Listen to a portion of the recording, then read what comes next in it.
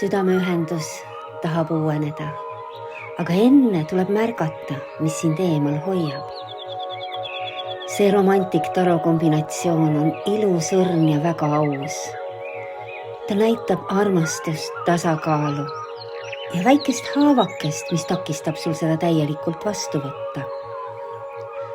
Karikate 2, see esimene toon, puhas südameühendus. See on suhe, mille vahel on tõmme, austus, soojus, sarnane sagedus. See ei pea olema tingimata romantiline. See võib olla koostöö, sõprus, hingeline partnerlus või inimene, kellega sa tunned, me räägime sama keelt.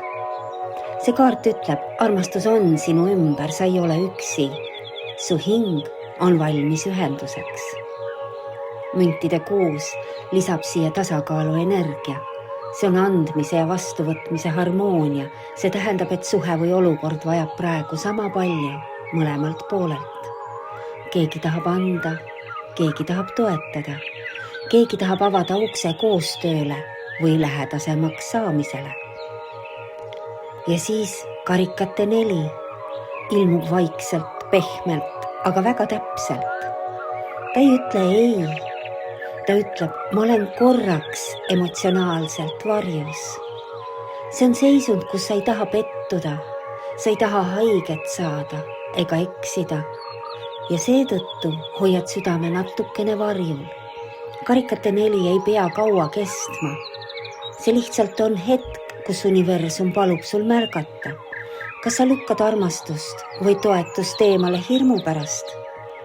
Mitte sellepärast, et see pole õige.